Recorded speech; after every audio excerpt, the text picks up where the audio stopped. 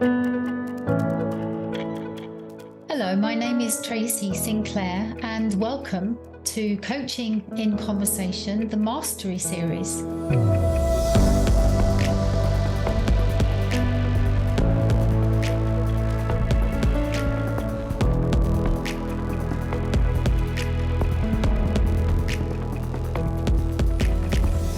This series of conversations explores the concept of mastery in coaching. And I have the great pleasure of talking with several ICF Master Certified coaches from around the world to understand what mastery really means to them, both as coaching practitioners and also as human beings. We explore many different perspectives and nuances of this topic, and I hope it is of use and interest to you as you continue to navigate your own pathway of development. Hello again, it's Tracy Sinclair here with another episode of Coaching in Conversation, our podcast, and this time we are having another episode linked to our Mastery series. And I have the absolute pleasure today of talking with Karen Foy, who is, apart from being a wonderful person and a wonderful human being, is someone that I've known and been friendly with for several years. But professionally, Karen is also a Master Certified Coach with the ICF. She's been practicing for over 20 years. She also operates as a coaching educator, as a coaching supervisor and mentor coach. So she spends a lot of her time developing coaches at various stages in their career. And she has also been the program director of accredited programs at Henley Business School. Karen has a BA in psychology and a Master's of Psychology, Coaching Psychology, from the University of East London. And I have the absolute pleasure of exploring with her her thoughts on mastery, what it means for her, and how do we get it or access it. So do enjoy, and this episode is called Falling Upwards. Hi, Karen. Thank you so much for joining me today. I've been really looking forward to this, apart from just the opportunity to catch up with you, as always, but also to hear your perspectives around this topic, concept of mastery in coaching. So to kick us off, please feel free to share anything you would like to introduce yourself to who's listening. But also, I'd love you to share your thoughts when you hear the word mastery. What does that mean to you? I too have been looking forward to this, Tracy. So thank you very much. I'm really excited to explore this. And I know we chat about this quite a lot. Oh, mastery. Do you know, it's such a problematic term to me. And I've got a strange relationship with this idea of mastery. Because, well, first off, the term is so problematic, you know, the whole patriarchy and all of that stuff. But I'm conflicted in that because, you know, I went for my MCC. So what was that about if I've got this problematic term with mastery? I think there's something, if we could get rid of the term and just think about it, I don't know what the alternative is. I don't know whether you've ever thought about this. We did a bit of research, only, you know, very informal research at Henley, to see if it's a problematic term, what else would you call that stage of your coaching life? I didn't find anything that was a substitute for it at all. So mastery for me is more about getting to that wisdom of coaching, getting to that, I don't know, more experienced level of coaching, that you've been at it for a while, that you've put a lot of energy into it, and a lot of energy into understanding yourself first and foremost, before you can work with anybody else. But the term to me is really problematic. Well, I have to agree on the term. I struggle with it too. I think it evokes all sorts of things, primarily that evoke, I guess, a psychological imbalance, a psychological hierarchy in some way, which seems the antithesis of what we're trying to create in coaching. So it's an anomaly, isn't it? Yeah. And you were saying that at Henley you couldn't come up with a better term.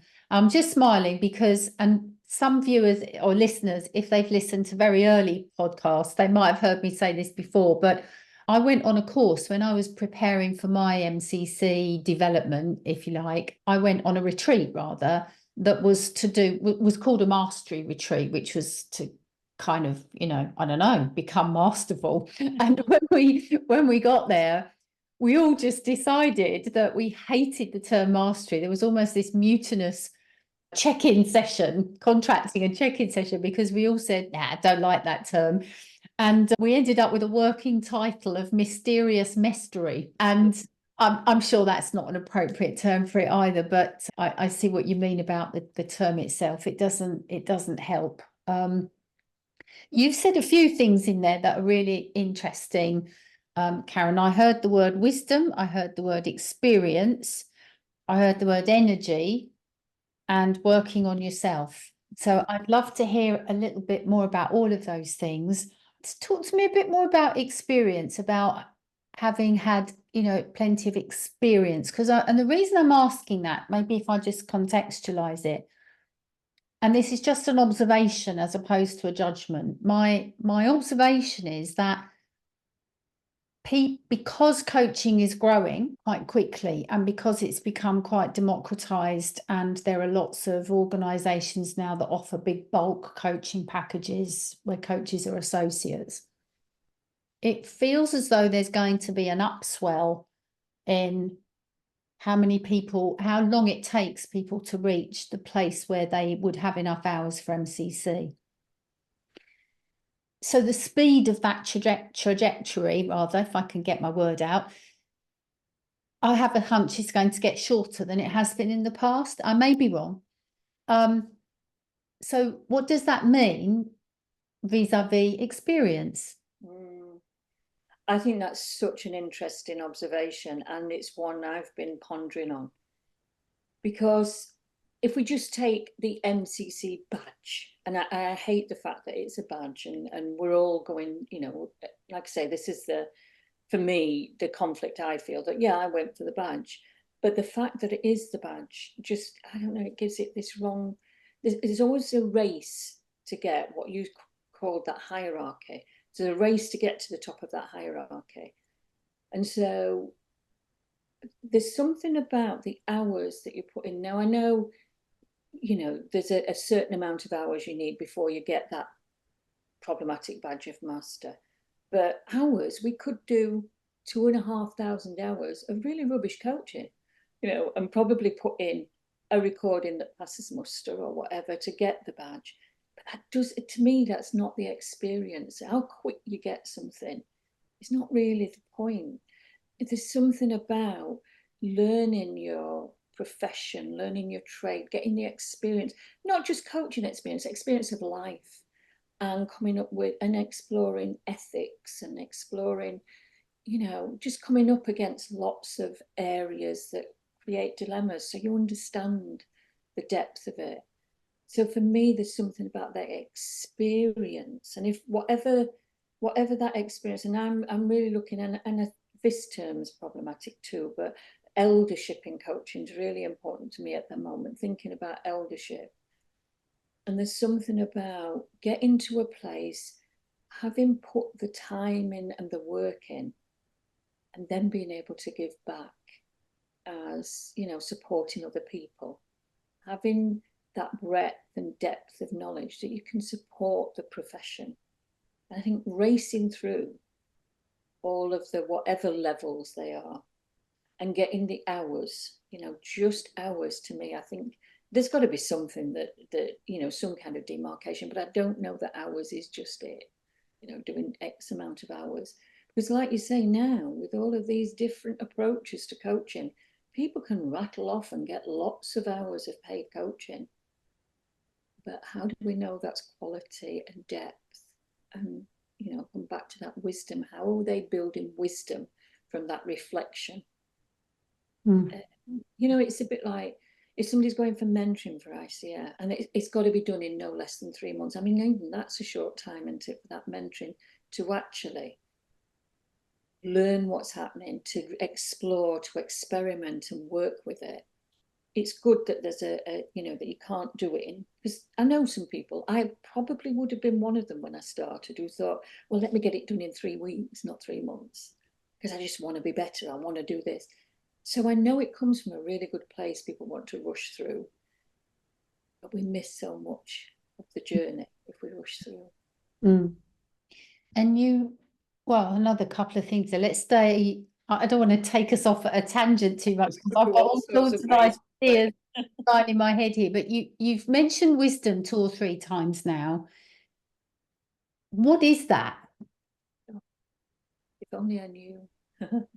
If only I knew. I'm sure there's some academic definition, and I steer away from that. But I think there's something about, it's all the stuff I was saying before about having been there, had the experience of, well, when I'm either mentoring or supervising, I often say to people, I'm only at the stage I'm at now, and I'm not saying that, as I feel like I'm still growing, I feel like I'm still at the beginning, 20 odd years in, because I'm still learning so much. But most of what I've learned is from the things I fell foul of, or I didn't get quite right. And so I think we build up wisdom as we go along if we're reflective enough and we're willing to learn and we're willing to admit when, we perhaps aren't at our best or whatever. So I don't know. Do you have a definition of wisdom?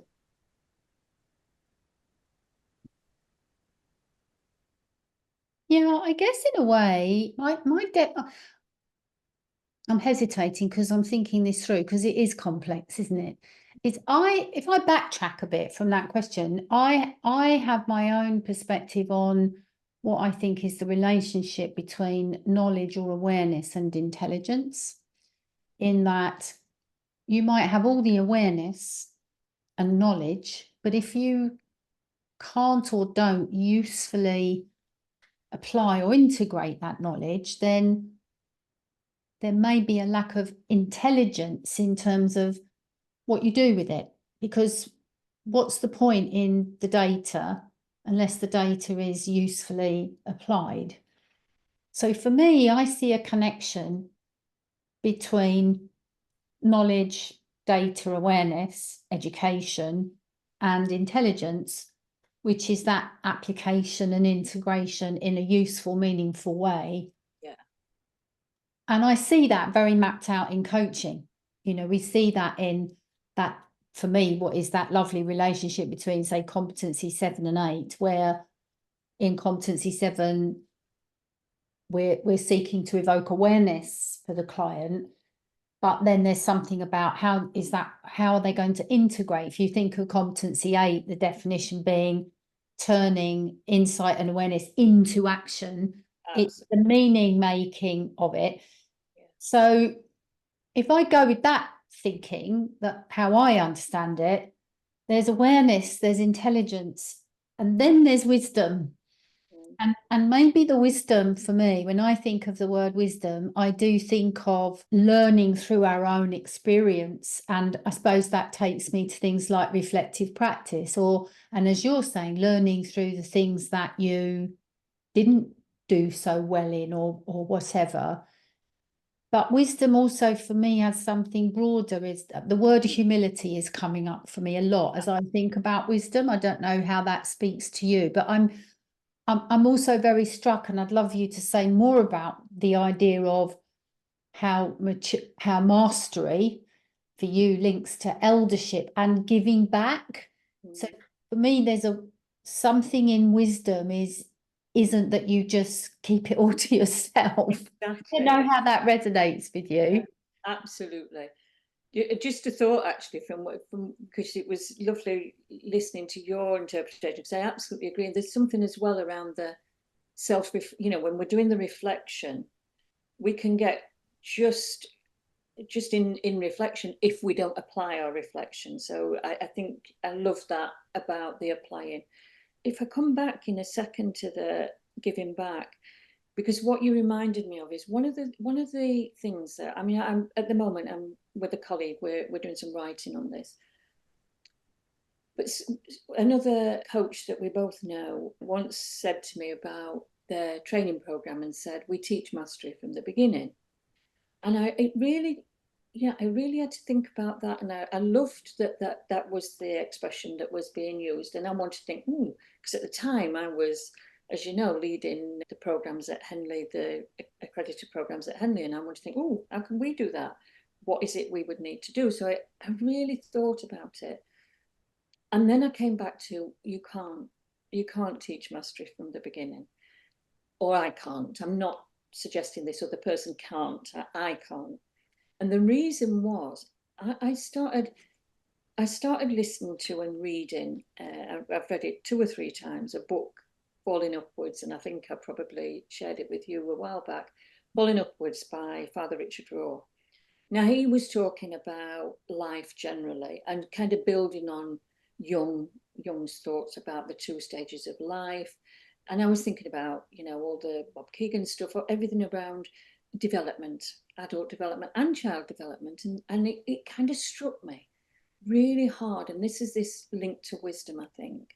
It struck me really hard that, in the first half of life, so Richard Rohr talks about the first half of life, spiritually, psychologically, whatever. The first half of life, we learn the rules, we learn what we should do. So we learn the competencies, we learn how to apply them, we get the hours in, we get lots of practice, and we stay within the boundaries of those rules. And in this book, Falling Upward, what Richard Rohr talks about is, and some of us get to a second stage of life, not all of us, but some of us get to a second stage of life spiritually. And he said, what precipitates us getting to that second stage of life is the fall. So something might happen in life. We might become redundant. We might have a loss or whatever. But something makes us look at the rules and said, it's not all about achieving, getting to all of that it is at the beginning. It's right at the beginning. And it's right in coaching that we learn the rules, we learn the models, we learn how to do things. But there's a point where there's a shift. And for me, the fall might not be as dramatic as a redundancy, but it might be is this all there is? Or we might get stuck with models and we're just not seeing the difference in the changes. I think for me, that's when we turn into the wisdom and we can start to loosen up a little bit on the rules and become who we were meant to be as coaches. And I think that's when the wisdom kicks in. And that I guess then that part of giving back, from my perspective, that part of giving back is that wisdom doesn't mean that we need to be achieving anymore. Now, we all still need to run businesses. We're all still business people, but it's not all about us. So first half of life in coaching, we're trying to tell everybody how great we are as coaches. It's all kind of individual. We want to achieve. And that's where the coming back and wisdom come together for me, that in that second half of the coaching life, it's less about getting all the badges to promote ourselves, but it might be more about how do we support our profession to be the best profession? How do we nurture younger, not in age, if you get what I mean, but less experienced coaches? How do we nurture and support other people? How can we give back in that way? And I suppose I only came to that when I noticed, it's like you notice something that has a bit of an ouch. And when I see people out with, very much about themselves, how much they can, some of these, what would you call them, promotions about, you can, I'll help you achieve this in so many sessions and all of that. I was noticing that had a hit for me. I had to think about, what is it that's wrong? Why am I feeling so against that? And I think it's because I think that individual necessary first stage is different. Does that sound too grandiose? I know it sounds very naive in some ways. It's about giving back. And maybe I'm just in a fortunate position where I just feel like I just want to give back. I want to support the newer coaches in this stage of my life. Mm. Mm. I mean, what you're sharing, Karen, really resonates with me, and I the way I think about it is I don't have an expectation that all coaches suddenly become, ultra benevolent do-gooders and just, give over their whole lives to giving back into society. But I do think there's something around, and maybe it's a context thing, it's a systemic thing, maybe it is even a spiritual thing in a professional way, in that your focus initially is very much on that inner circle of you, your skills, your practice, your success, and your client, focusing on the client. And then we go to this idea of context. And it feels as though there's a natural evolution of that, which is, for me, the ripple of coaching, that at some point yes, you are still focused on your own craft and being the best practitioner that you can be, but you've also got an interest in the bigger picture of this work. And I mean, for me, how it shows up, I suppose, is in some of the work I do with the Coaching with Conscience initiative that I've set up around how can coaching have impact in social contexts, charities or non-for-profits and things like that, and or whether it's acting as a supervisor, as you are as well, and a mentor coach and a teacher. There's something about how can I be involved in this profession outside of my one-to-one transactions with my coaching, with my client rather. I suppose that's how I think about it. You've also said, and you said it right at the beginning, but you've kind of alluded back to it, so I want to delve into that a little bit. Is you talked about working on yourself. And of course, there is, as you've said, this huge, understandable temptation initially to think about the skills, the behaviours, the competencies. How do I get better at this and better at that, and do more of this and less of that, and all of those things? And I suppose that is part of our professional growth. And we have a training and an accreditation and a credentialing system to benchmark all of that along the way. Tell us more about your thoughts on the work we have to do on ourselves. Yeah, I think it's like you. I've trained hundreds and hundreds of coaches, and what I've noticed is the ones that are more willing to really explore and work to get some self-awareness, to understand themselves a little bit more, to understand what their biases and triggers are, including absolutely myself. I've really felt like I've needed to go to work on, oh my goodness, what happened there? What is the trigger that's happening in me, to really notice that. I just think those coaches that I've seen coming through whichever system I've been working in, those that are willing to put some work in and to be honest with themselves and really think about themselves, and that radical honesty, I think they seem to be, and it is only my view, but they seem to really be able to transform their coaching practice. I find it interesting that, as a profession, if you think about psychotherapy, counselling, all of those things, people are required to spend time in psychotherapy. They're required to be part of the whole system. And we don't do that in coaching.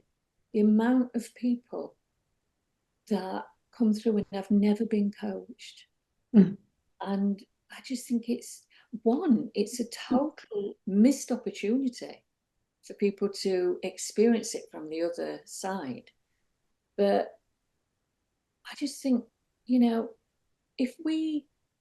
how dare we be with people and expect them to be vulnerable with us, to share their foibles, the barriers that they're feeling, the limiting beliefs they've got, if we're not willing to explore our own?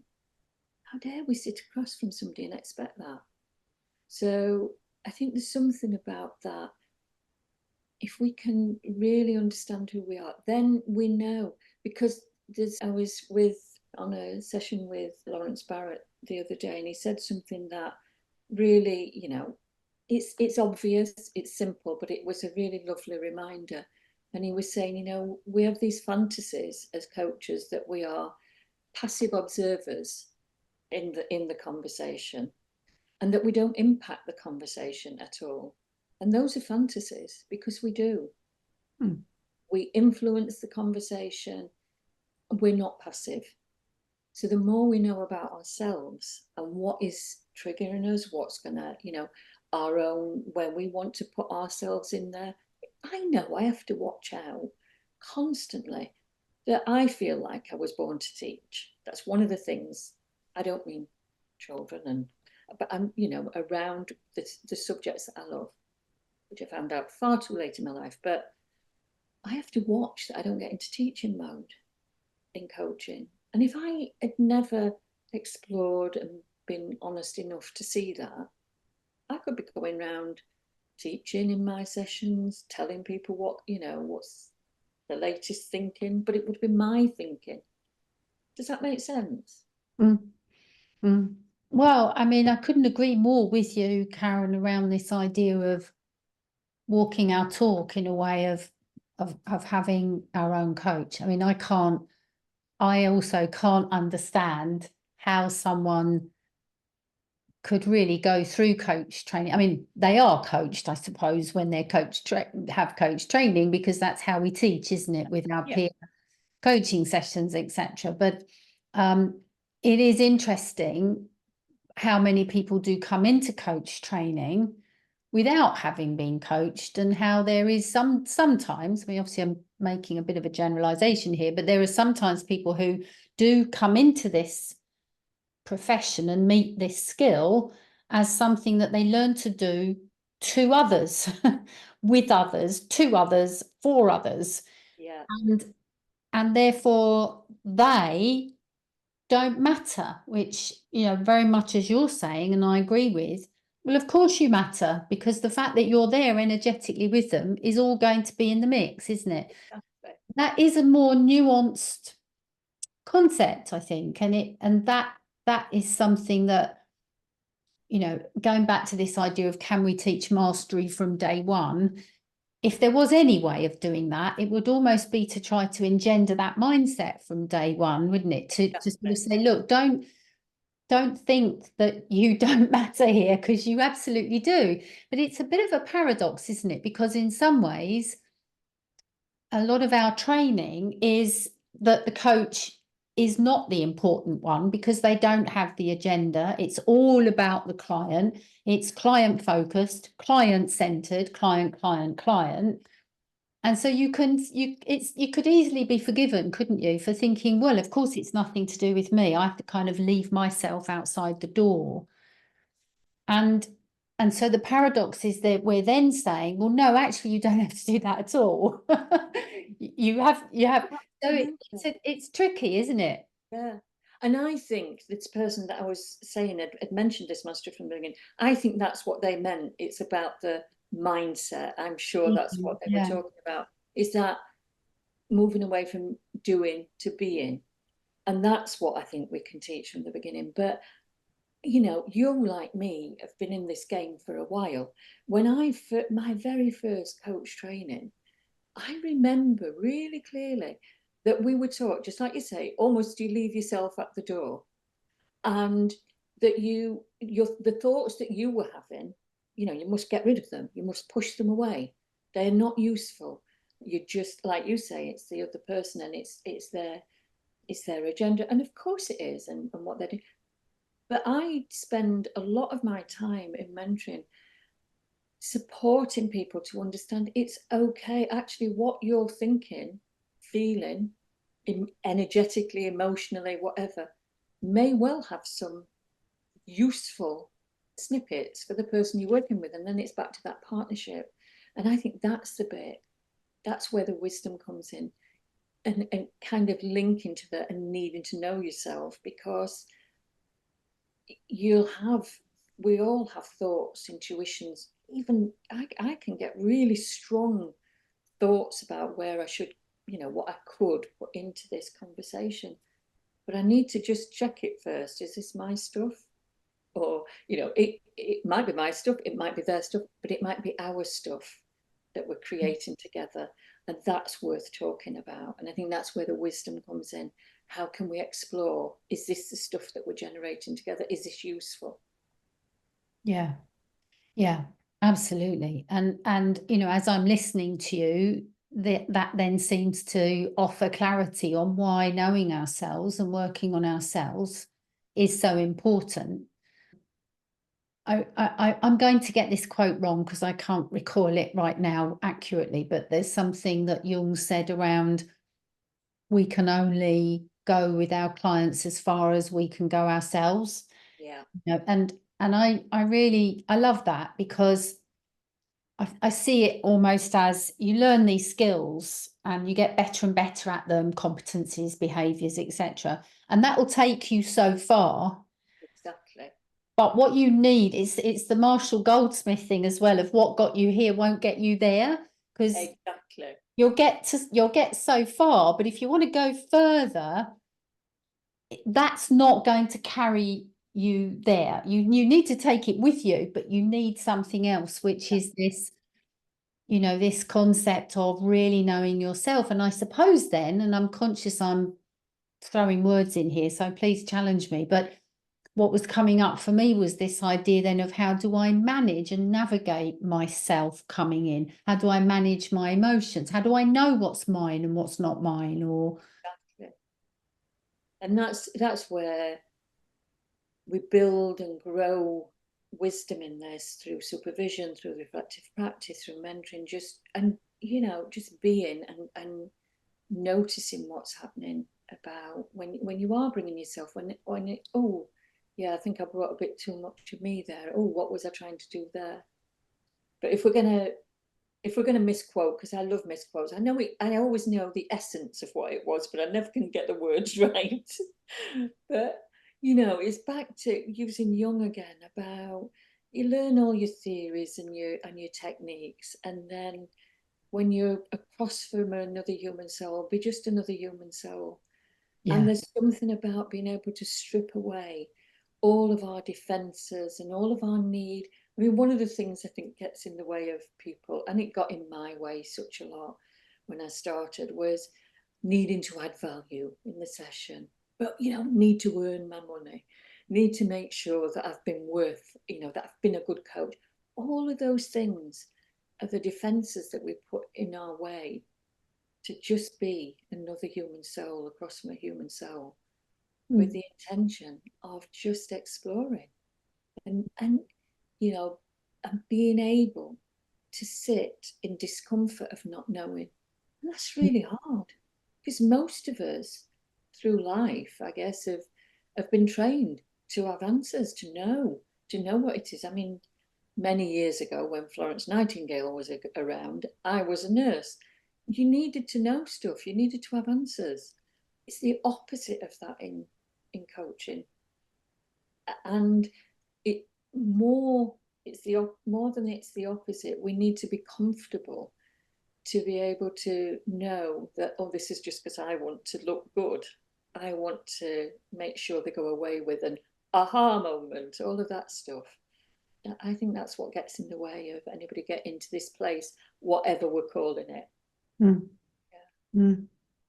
I agree, Karen, and what you're making me think of is my perspective on this when it comes to the use of AI now, which of course is here and is going to continue to be here in increasing levels of, presence in our world. Is, you talked about a human being to human being, a human soul with a human soul, and the human presence.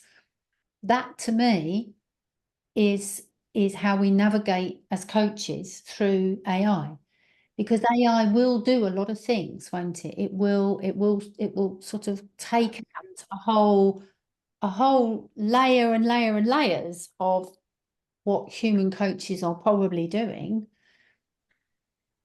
What's needed is the humanity, isn't it? Is the presence, that one soul with another soul. So if anything, the case for whatever this word is that we don't call mastery, Yeah. the case for it, the need for it is stronger than ever before, because that is what only we can bring.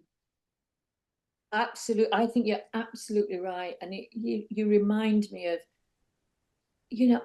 we can't, AI is, it's out of the bag. We can't stop it. We can't close it down. But, and nor should we, it's got some great applications.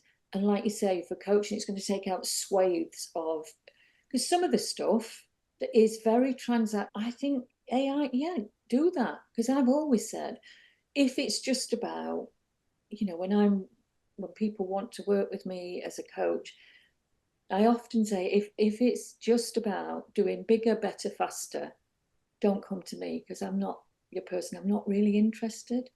But I think that's what AI will do great, to do the, projects, kind of getting a project moving, keeping going forward, all of that stuff. I think, yeah, that will take out.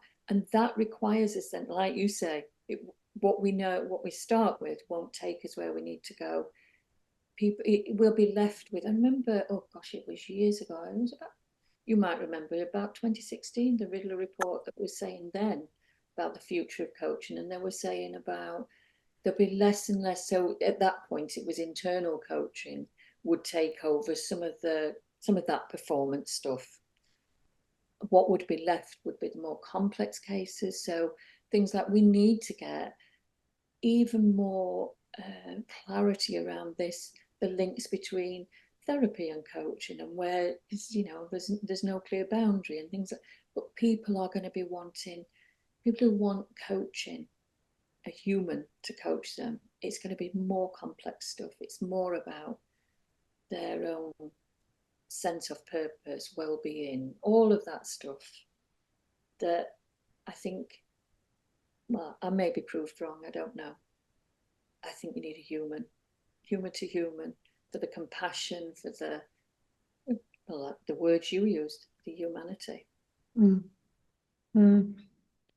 Yeah, I notice as you say those kinds of things, Karen, it feels quite emotive actually, because and I agree again. I seem to be agreeing with you a lot today. Surprise, surprise. Yeah, I think that coaching in itself, then human coaching, human to human coaching, has a huge opportunity. It needs to evolve, and of course, with any massive change, some people will go with the new way and others won't. But I agree with you. I think there's something much deeper, much more complex and purposeful that the world is crying out for, that the human race is crying out for, around those deeper conversations of purpose and meaning and connection, and who I am, and all of those things that to me is the gift that we could be giving, we could be part of. And of course, a gift that we need too for ourselves. Absolutely. In terms of the case for us being coached. I'm mindful of the time. We could be chatting, I know, all the rest of the day and into the weekend. Before we finish, is there anything else, Karen, that you'd like to share with those who are listening? Maybe anything around, if there was a piece of wisdom, a piece of eldership that you would like to share from your life experience as a coach or beyond, because you're not only a coach, of course, you're many things. What is it that you would like to offer up? Well, I suppose, Tracy, is going back to what we talked about quite early on in this conversation, and I was saying about my naivety around the giving back. But I often get asked by people about, coaches who've just gone through training and want to set up a business, and they often say, how can I establish my business? How can I get business? How can I build myself up as a coach? And I often laugh with them and say, you're coming to the worst marketeer in the world, because I'm rubbish at it. I'm rubbish at business building. So I can't offer you anything in that, other than I would say this giving back has been the thing that has been the best thread for me throughout life generally, but certainly in my coaching career, that, you know, if we have the spirit of an open spirit of supporting, collaborating, supporting other people in the profession and beyond, I think that's the thing that builds our credibility in the profession. It builds our status, if you like. I don't feel that I've particularly got a status in the profession, but it builds our brand of that giving back. For me, it's been the place I've always given without any expectation of getting something back. So if somebody asks me to help, I'll help. If, you know, I don't know, you know, if you give back in the community, for example, volunteering, you know, volunteering in any of your professional bodies, supporting other coaches, supporting their research, supporting whatever they're doing, I've found when I've done that without any expectation, it comes back tenfold. You know, people support back. I don't know whether that's wisdom or not. It's just my thinking around, if we want coaching, this is going to sound very cheesy. My family would be ashamed of me because it's so cheesy. But if we want coaching to be a force for good in the world, then we've got to role model that. And part of the way we can role model that is support our colleagues, support each other, be respectful of each other, you know, not stealing each other's ideas and thoughts and words and all of that stuff, but we can also give back. I'm off the cheese board now. Well, thank you so much, Karen. As always, it's such a pleasure and a delight to talk with you. Thank you for sharing your thoughts. I'm sure our listeners will be really taking away more than a few ideas here on what this means for them, which is the whole purpose of this. I guess that's part of what we're trying to do with this, is to give back in some way, to give some thoughts and perspectives, to evoke awareness around what this means for us. Thank you. It's been a real delight and a privilege. And thank you in that spirit for everything you do for the coaching profession. I know you've done so much. Thank you. No, thank you. Well, that's my pleasure too. So it's a lovely thing to be involved in. So, well, thank you, and we'll speak again. Yeah, great. You have been listening to Coaching in Conversation, the Mastery Series, a podcast that takes a look at mastery in coaching, what it is, what that means, how do we nurture or cultivate it, and many other interesting questions. You can hear more about coaching education and development at tracysinclair.com and follow us on social media. If you enjoyed this episode, please leave a rating and a review, and also share it with your network to help us expand our reach. Thank you for listening, and see you next time.